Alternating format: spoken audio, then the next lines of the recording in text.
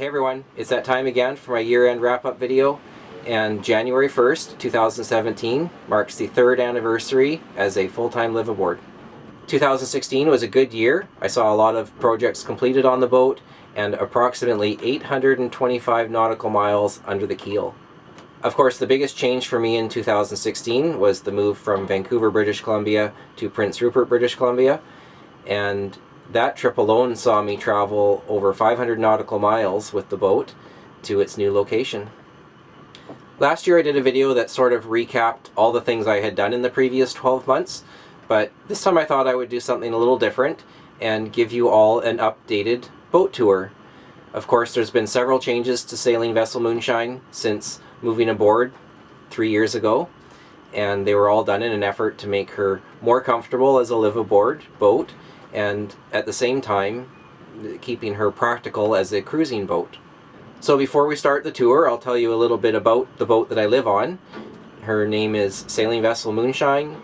She's a 1982 C&C 34. She's actually 33'6" overall with an 11-foot beam, approximately 10,000 pounds with a 4,100 pound ballast, and she draws 6 foot 2 inches. She has a sloop rigged sail configuration and could be best described as a racer cruiser coastal sailing boat.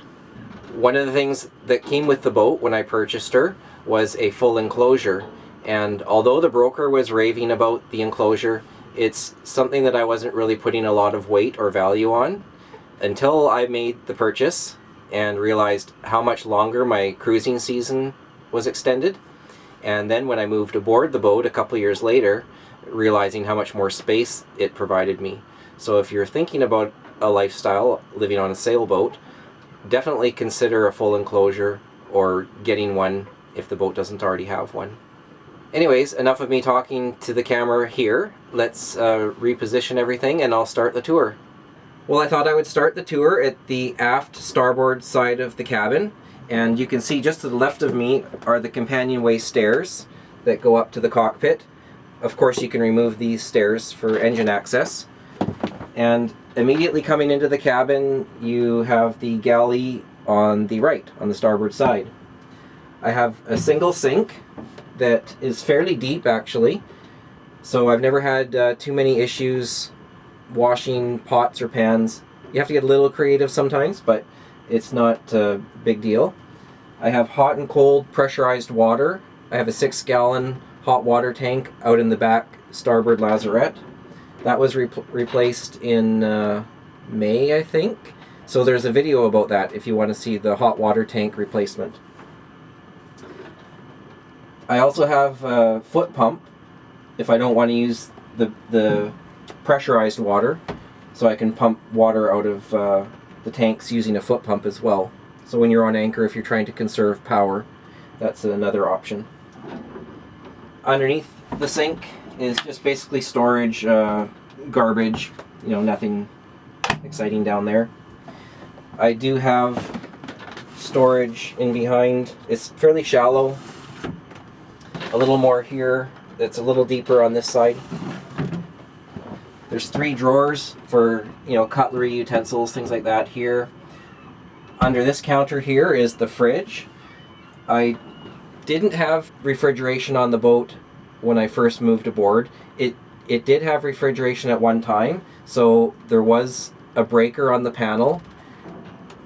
The 8-gauge wiring going over to the lazarette in the back where the compressor used to be.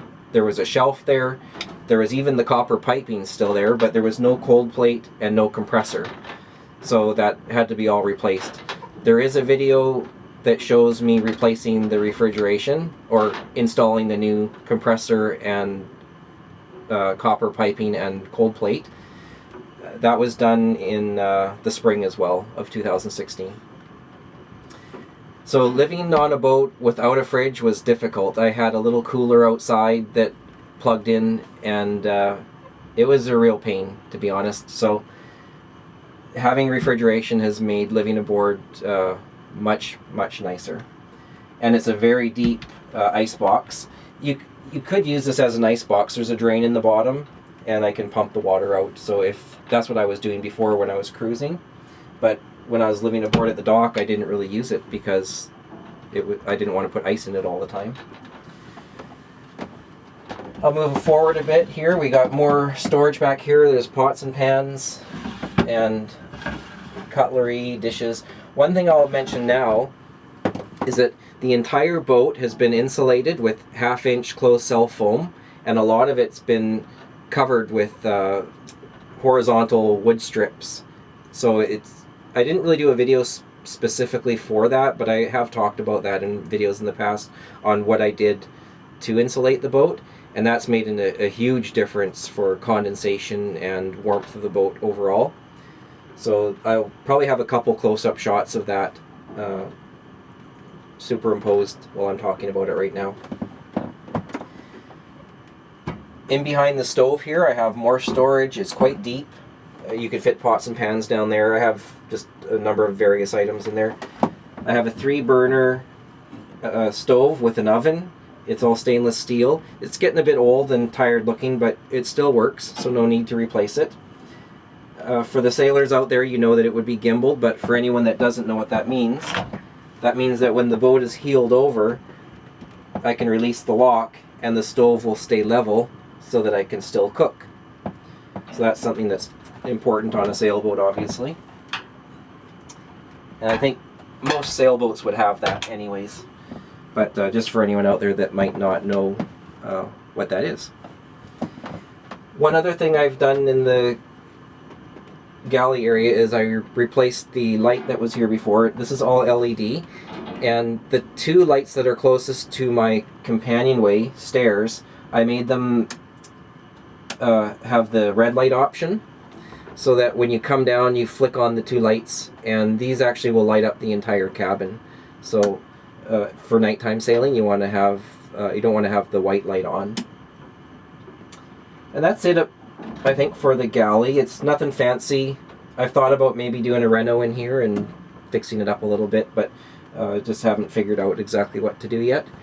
So I haven't. It's functional and it's not big, but there hasn't been a meal I haven't been able to cook yet. I also have a barbecue outside on the rail, so that's something I use quite a bit in the summertime. So here I am in the aft port side of the cabin, and as you can see, the companionway stairs are now on my right. This part of the cabin has a large nav table and a quarter berth behind me. So not a lot of changes here, but I did put one of these lights in that has the red light option, and these are the first 2 lights that I mentioned that you can access when you come into the cabin at night. The table's quite nice. It's got lots of storage under it. I have 2 drawers and then a cupboard down here as well, and I can sit right in easily, so there's very easy. It's like a big desk, which is nice. I have a 650 watt inverter under here. I'm not sure if it's in the camera view right now, and that changes my DC power to AC power. Underneath me are all my batteries. I upgraded those last summer from the old flooded type, they're just a cheap battery, to AGMs. So I have a bank of 2 that's my house bank, and that's 210 amp hours, and then I have my starter battery, which is on its own. The quarter berth goes right to the back. It's, I think, 6 foot 2 inches. It's quite long and very roomy. The boat specifications say it's a double, but I would say it's a large single. Maybe 2 kids could go back here, but not realistically 2 adults. I have my battery charger here for when I'm plugged into shore power, my battery switch, and something that I added this summer was solar panels. So I have 2 solar panels out back. They're mounted on the bimini. There's a look at the solar panels. They're on the top of the bimini. They're 50 watts each, and they're linked together to work as one. So here's the control unit for it. It tells you the amp hours that are coming in, the watts, and the voltage of the batteries. And this only gives power to my house bank. I can only charge one bank. I can't charge my house bank and a separate bank, which would be my starter. I also bought this Blue Sea monitor, battery monitor, and it can monitor 2 banks for voltage. And then on the one bank, which I've decided would be my house bank, it also tells you the amp hours that are being drawn out at any time, and also the state of charge of that entire bank. So it's those 2 batteries in parallel together. It knows exactly what's going on with those all the time. So it's kind of nice to know how you're managing your power and being able to see it. I didn't really get a great chance to test the solar panels because I installed them right at the end of the season, but they were producing at one time in Prince Rupert here over 5 amps, at 5.2 I think it was. So I'm looking forward to this summer when we've got lots of sunshine, or when I'm cruising around and I'm on the hook. I have a VHF radio that I installed under the table here, and there is a video about that. It's a bit older. The one nice option I got with this is that it has a remote access mic that I wired through out to the cockpit, so it's got another little handheld. I'll just get it out for you.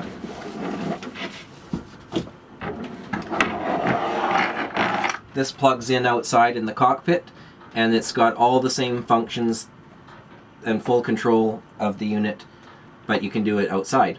It also has GPS in it as well, so it's another item on board that shows you where you're at. My panel is here, my electrical, so I got AC and then my 2 DC panels. They're looking a bit old and tired, but they work, and all I really did to this was add new labels just to make it look a little better. Some of them were peeling off, and one was written in pen. I have more storage in behind here. It's mostly just random things for cleaning and stuff like that. And this here, back to the battery monitor, this is just a temporary board. I'm gonna get a nice teak board when I can find one, but all they had for options up here was this whiteboard, so I'll change that eventually. And that's about it for back here. So I've repositioned the camera, so we're looking forward now on the starboard side of the cabin, and it's just ahead of the galley. So when you walk in, this section is just ahead of it. And what I've got here is lots more storage up in here. It's lots of room in there. It's fairly deep. And that goes all along here. All these just slide. And something that I added since moving aboard are these baskets, because this was just a big open shelf before, and you couldn't really put a lot of little things in there. You could put some larger items like blankets or things like that, but if you wanted to store a bag of trail mix, you know, you couldn't put it here. It would slide everywhere. So I have 3 of these baskets on this side, and I have the same on the other side, and I just sort of found something that worked. They're actually from IKEA, so I don't know if they still sell them. I've had these for a few years, but they were nice to put there and have for storage options. In behind here, this is a large settee, and it has a little bit of a return on it here, and in behind is storage back here, and there's no storage in behind this one, but what that does is it allows you to access the chain plates for the rigging up top, and it's just a board you have to remove. Underneath the settee is a water tank. It's not the original water tank, because at some point in this boat's life, someone put in a second tank. The original water tank is on the port side under the settee, and what that essentially did was double the capacity of water. So I have 30 gallons on this side and 30 gallons on that side. So 60 gallons is a lot better than 30. And what this settee does is it folds out. There's a board underneath. You would lift the cushions, it folds out right to the table, and it's a double bed. So when you remove these, it's actually, you know, they're quite wide, these cushions, so it actually gives you a fair bit more space there, and it comes right out to the table. So you have a nice double berth here. And this is sort of my entertainment corner. I've got my little television. When I first moved on the boat, I had a little TV sitting on a basket that was flipped upside down, and whenever I wanted to go sailing, I had to turn the basket the other way and put everything in the basket. So it wasn't really practical for wanting to leave and having to stow all that stuff. So I bought a slightly larger TV at 24 inches, and I mounted it to a swivel mount. So hopefully you can see that I'm not in the way. But if someone's on the other side watching, you can angle it and you can still see it from here, or you can put it on this side and watch it from a nicer angle there. It's a fairly stiff mount, so it doesn't really move around when I'm sailing. Although this TV was a nice upgrade to 24 inches, the sound on it wasn't that good, and I was considering an upgrade on my stereo system. What I ended up buying was this Bluetooth speaker, and it's got its own rechargeable battery on board, so when I'm plugged into shore power, it goes off shore power. But when I leave the dock, I can still use it because it has its own battery. And there is a video where I talk about this speaker specifically. So if you want to know more about it, just say something in the comments below and I'll try to find the video that I did talk about this. Something else I did in the main cabin here was upgrade the light fixtures to LED. The first two lights I showed you, they're kind of a cool light. They're very blue and they don't look that great with the teak. So when I was looking for new fixtures for here, I wanted to make sure I found a warmer light, and it's definitely a lot warmer. The draw on them is minimal. And I have a little bookshelf here. It's nothing fancy, nothing really big, but it gives me a little extra storage for books.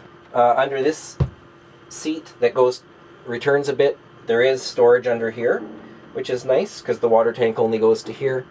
So I do have a lot of things under here, like spare parts, oil filters, belts, things like that, and they're in containers. So you basically use up every bit of space you can on a boat when you're living on it and when you're cruising it. And I'm not sure if you can see, yeah, you can see the mast. So my boat has a keel stepped mast, which means it comes right through the deck up top and right to the keel. Some people don't like that because there's leak issues at times, but I use a 3-inch or 4-inch boot tape, it's called, and you just have to replace that every maybe 2 or 3 years, and that stops any leaks from coming through. So yeah, I guess I don't know the arguments, or I'm not pro one or the other. This is just what this boat has. And yeah, so we'll move to the other side of the main salon area, main cabin area. So here you can see I've repositioned the camera over to the port side of the main salon area, and it's almost a mirror image of the starboard side with a settee, except it doesn't have a return because this is my access up to the forward part of the boat. And again, more storage in behind here, more under here, or behind here, and just access to the chain plate again here. There's a water tank that is the original one I mentioned that goes from here back, and up under this seat there is more storage under this because the tank only comes to here. More storage in behind here like the other one where it goes quite far back, which is nice. And here's more of those baskets that I have on the other side that just add more little storage options on the shelf here. This is actually quite an adequate single berth. When you take these cushions off, like I mentioned, these cushions are really wide, and they actually add probably like 5 or 6 inches. I'm sure these are at least 6 inches. So this is an adequate single berth for sure. And then these cushions don't go anywhere after. On the other side, when you fold it out, the back cushions end up being the bed. But on this side, you just have to remove them. And nothing really new over here other than this LED light, which is the same as the other side. It's that nice warm light. I have a couple little plants. It's nice to have plants aboard when you're living on a boat. And what I used to do was every time I went sailing, I'd stick the plants. I had one on the other side. I don't know if you noticed that, but I'd have to put them in the sink in the head, and it was kind of a pain because you're always having to put them in there, and then you can't really use the sink in there. So what I decided to do is I found this 2-sided tape. It's kind of thick. It's almost like a foam tape, and I just taped them to the shelf here. It's all just a fiberglass finish, so it sticks really well. And these plants have been sitting here for the last 8 months maybe, and I've done all kinds of sailing, and if you've seen any of my previous videos, it's got the rails right in the water, and these plants just stay right where they are. So they're just little, so they don't weigh very much. Of course, the nice main feature in this corner of the boat is the fireplace, and a lot of people ask how I heat the boat or how do I stay warm, and I don't use this all the time. I mostly just use a little space heater, and it's an infrared one, and when I'm plugged into shore power it's just easier to use the space heater. And we've had temperatures here this year of -9 feeling like -15 or 16, and it was 22 degrees inside the boat, and that's all in Celsius. So when it was that cold, I had the space heater running and my fireplace.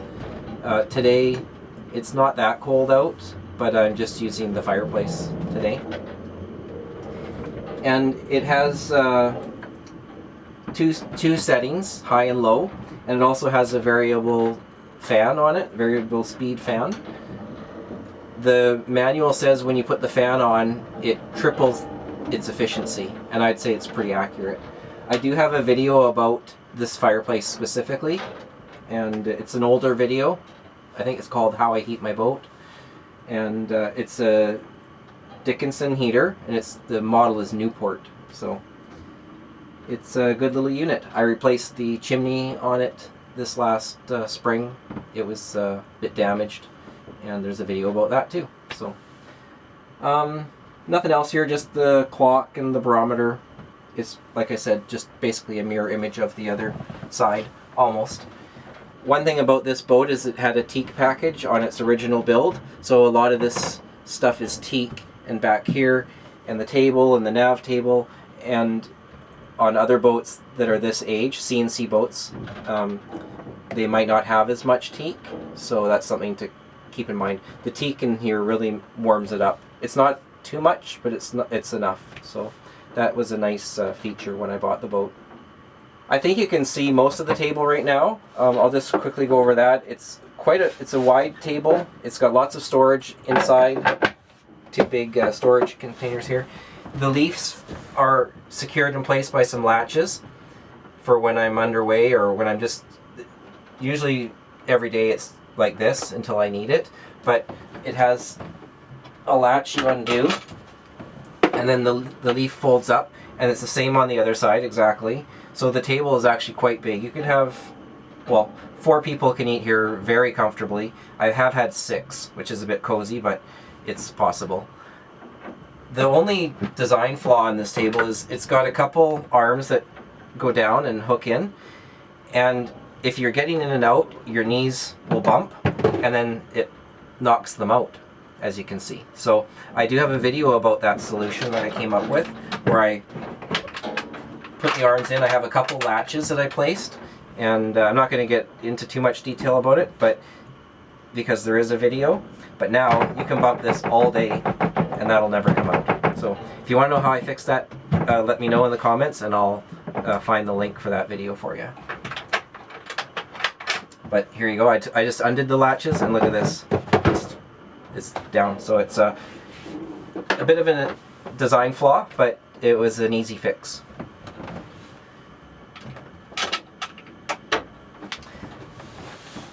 I think for the next part of the video I'm going to switch cameras, and I'm actually going to talk behind the camera because it gets a little narrow up front. What I've got beyond the mast here and sort of more forward is a hanging locker in behind here, and the head is on that side, and then the forward portion of the boat is the V-berth. But I'm going to use a different camera, and it'll just be easier. It's going to be too hard to talk to the camera and or be in front of it and explain what's going on. So we'll do that now. So I've switched cameras, and we'll just walk forward to the starboard side. This is the head. It's got its own door for privacy. Nothing super fancy in here. I replaced the toilet a couple years back. I have storage under here, more in here, and more behind the mirrors there. Hot and cold pressurized water. And the nice thing about in here is that you can have a shower just by pulling this out, and you attach it to a spot above this mirror here, and then you can just have a shower inside the bathroom. There's the graded floor that the water all goes under, and then there's a sump pump that just pumps it all out. In here, what I did was I built a little shelf because the inside of this cupboard was just the shape of the hull, so you couldn't really put anything because there was no flat surface in there. So just a little shelf that makes it easier for storing some bottles of cleaner and stuff. That's all insulated as well in there. I didn't use the wood strips like I used in other areas, but I have the closed cell foam and then the cork on top. I have AC power in here too if you want to use an electric shaver or a hair dryer. And one last nice thing about this head is that it's got an opening hatch. On the opposite side of the head you have my door for the V-berth. It's normally latched right here, and then that just closes to give the privacy up front. I have a little linen shelf up top, and there's no door on the hanging locker itself. It's just this fabric that unzips, and there's lots of room for coats. I don't know how many I've got in there, but and on the back side here along the hull I've done the closed cell foam with the wood strips as well. Okay, let's move forward and take a look at the V-berth. You can see there's a nice big opening hatch. I have lots of shelving on the side, on the port side, at the front with big baskets for clothes, and on the starboard side. I've insulated where you can see the cork. There's the closed cell foam in behind, and then the cork for a finish.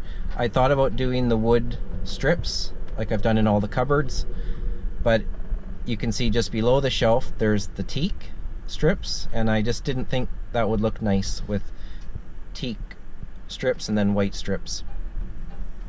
So I went with cork instead. That was a different option, and it looks out pretty nice, I think. Something else I did was under the bed, I would get a little bit of sweating between the cushions and the hull, the side of the hull here. So I just did a layer of cork, and that stopped the fabric from sweating against the side of the hull. And not that you really see it, but that's a nice little finish. I've replaced both the lights in the V-berth. I had little incandescent lights that came with the boat, and they were so dull that you still had to use a flashlight up here at night, and they drew more power. So these draw way less power, and they're super bright. I have a little cupboard here, a couple more shelves, and there you can see there's the wood strips with the insulation behind it. A little shelf, a drawer, and in this cupboard I made a couple shelves, because in here it was just the shape of the hull again, like in the head, that cupboard in there. So it was kind of useless, so I couldn't really do anything with it. Now I've got 2 full shelves, and I even did the insulating and the wood strips in there. This removes, there's a little section that removes in there to give a little bit more room when you're changing, if you want privacy. Underneath the bed is about 6 or 8 inches or 10 inches of storage, and then there's another set of boards you remove, and then the holding tank is down in that area. So the plumbing and all that for the head goes all under here, and that's all been replaced. I did a video about that as well, 2 videos about replacing all the head lines and all that. A lot of people have asked me how I control the humidity in my boat, and if you can see that little dehumidifier there, it's very small and very quiet. It runs almost all the time, and I have to empty its little container about once every week or week and a half, but that helps maintain good humidity levels in the boat. And I have a second one, just walking backwards, under the table. So this one's quite a bit bigger, but as you can see, it's still small. and it runs all the time, and the same thing, I have to drain it about once every week and a half or so. And how I monitor what the humidity is in the boat, I have this little thing here, and it shows me the temperature. I think you can see that 17.3 degrees Celsius right now, and it's 39% humidity right now, so that's very good levels in the boat. Someone told me once it's easier to heat dry air than wet air. And if you wanted to take a look at that little space heater I have, it just tucks in the corner there, and that's not even on right now. So that temperature I have right now is just on the fireplace that's running. But this is what I normally use, this little space heater. And I think the last thing I did to make the boat more comfortable inside, at least in the winter months, was add this carpet. And there is a layer of insulating underlay under the carpet, so if you do plan on adding carpet, I definitely recommend the underlay as well. Well, I think that's the end of the tour, everyone. I hope you all enjoyed seeing my little home, and that you don't necessarily need a big space to live comfortably.